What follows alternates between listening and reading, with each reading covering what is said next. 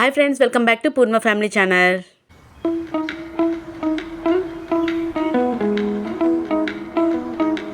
ఈ వీడియో వచ్చేసరికి ఏంటంటే మా గార్డెన్లో అయితే పసుపు చెట్టు అయితే వేసామన్నమాట. అయితే ఆ పసుపు చెట్టు అయితే బాగా ఎదిగిపోయి చూసారు కదా ఎంత పెద్ద పువ్వు అయితే పూసేసిందో.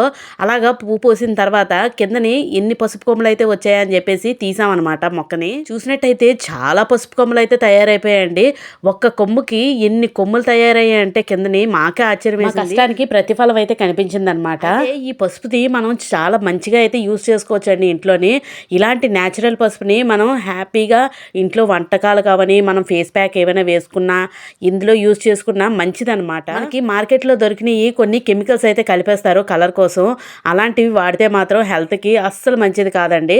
ఇలాగా ఒక్క దుంప వేస్తే పసుపు ఇన్ని దుంపలు అయితే తయారైపోయి తీస్తున్న కొద్దీ దుంపలు అయితే వస్తున్నాయి అనమాట. తవ్వుతున్న కొద్దిని అంటే మొక్క ఎంత బాగా ఎదిగితే అంత బాగా అయితే దుంప అయితే ఊరుతుంది అనమాట. అయితే ఈ పసుపుని డ్రై చేసుకొని మనం పసుపు పొడి కింద కూడా తయారు చేసుకోవచ్చండి. ఆ ప్రాసెస్ని నేను మరొక వీడియోలో అయితే మీతో షేర్ చేసుకుంటాను.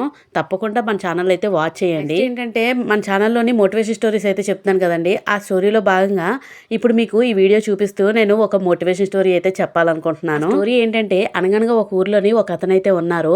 అతను రోజు ఒకే పనిగా ఒక పని చేస్తున్నారు. అది ఏంటంటే తెల్లవారు లేగడం మొదలు దేవుడి దగ్గర పూజ చేసేయడం, కంటిన్యూగా దేవుడికి ధ్యానంతోనే ఉండిపోయి దేవుణ్ణి కొలుస్తూ ఉంటున్నాను అనమాట. ఇంకే పని చేయటం లేదు. రాత్రి పగలు అని తేడా లేకుండా కంటిన్యూగా దేవుణ్ణి జపం చేసుకుంటూ అలాగ ఉండిపోతున్నాడు అనమాట. దీని అంతటినీ చూసిన దేవుడు ఒకరోజు ప్రత్యక్షమయ్యి అతన్ని చూసి ఏమని చెప్పాడంటే, నువ్వు ఇలాగా రోజు అదే పనిగా ధ్యానం చేస్తూ నన్ను పిలుస్తూ ఉన్నావు కదా, అందుకని నేనైతే వచ్చాను అని చెప్పేసి అన్నాడనమాట. అయితే నాకు కొన్ని కోరికలు అయితే ఉన్నాయి, దేవుడా నాకు తీర్చు అని చెప్పేసి చెప్తాడనమాట.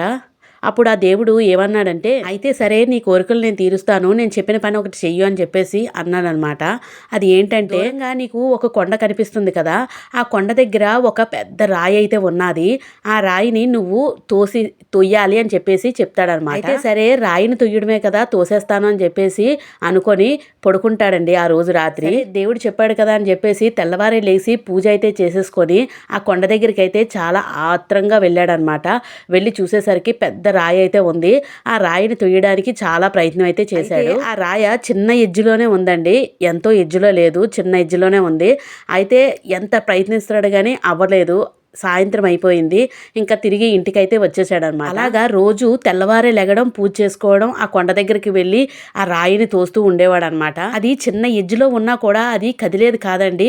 పాపం అలాగే ప్రయత్నం చేసేవాడు. దగ్గర ఒక 3 నెలలు అయితే అయిపోయింది. పట్టువదల విక్రమార్కుల్లాగా రోజు అదే పనిగా వెళ్ళి ఆ కొండను తొయ్యడానికే ప్రయత్నం చేసేవాడు అనమాట. ఎంతో కష్టపడి ఇంట్లో తన పనులన్నీ చేసేసుకొని వెంటనే వెళ్ళి ఆ రాయిని అయితే తొయ్యడానికి ట్రై చేస్తూ ఉండేవాడు అనమాట. రోజు దేవుడైతే ప్రత్యక్షమయ్యాడనమాట. ప్రత్యక్షమయ్యి ఏమీ నేను చెప్పినా ఆ రాయినైతే తొయ్యగలిగావా అని చెప్పేసి చెప్పాడనమాట.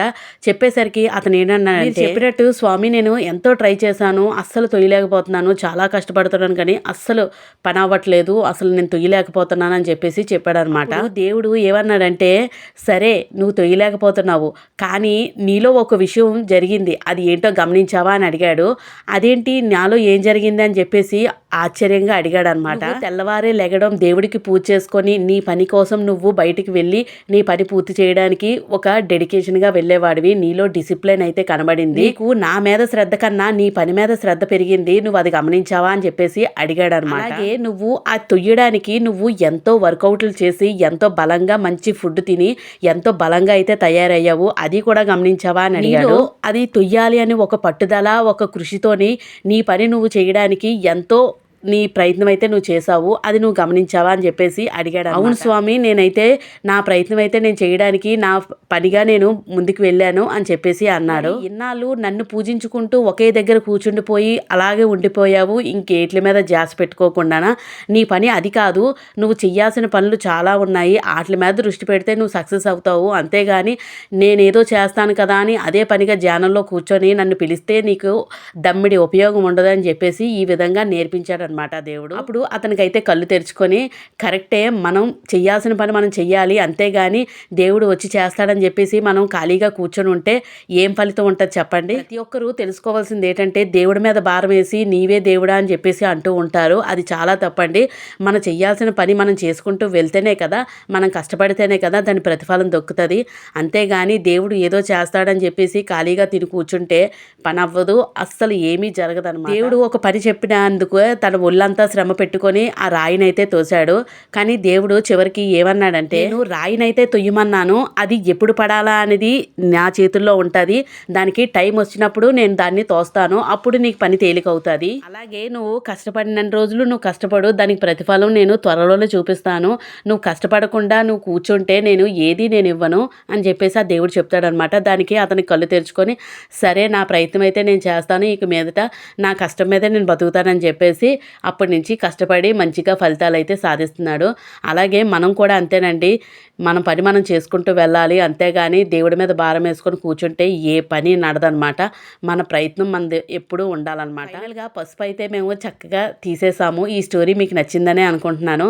మీకు ఈ వీడియో నచ్చితే ఇలాంటి మరెన్నో మోటివేషన్ స్టోరీస్ అయితే మన ఛానల్లో అయితే ఉంటాయండి, తప్పకుండా వాచ్ చేయండి, ఇంకా నలుగురికి షేర్ చేయండి, నా ఛానల్ని ఇంకా సపోర్ట్ చేయండి, ఇంకా కొంచెం ముందుకు తీసుకెళ్తారని మనస్ఫూర్తిగా కోరుకుంటున్నాను. ఇది పసుపు పొడి కింద ఎలా తయారు చేయడం అనేది నేను ఒక షార్ట్ వీడియో అయితే పోస్ట్ చేస్తాను, తప్పకుండా వాచ్ చేయండి. నా ఛానల్ పూర్తిగా వీడియోస్ అన్నీ చూస్తే అసలు నా ఛానల్ మోరల్ ఏంటి, నా ఛానల్లో ఉన్న వీడియోస్ ఏంటి అనేది మీకు తెలుస్తుంది. మీకు ఈ వీడియో నచ్చితే లైక్ చేయండి, షేర్ చేయండి, సబ్స్క్రైబ్ చేసుకోవడం మాత్రం అస్సలు మర్చిపోకండి. Thank you for watching.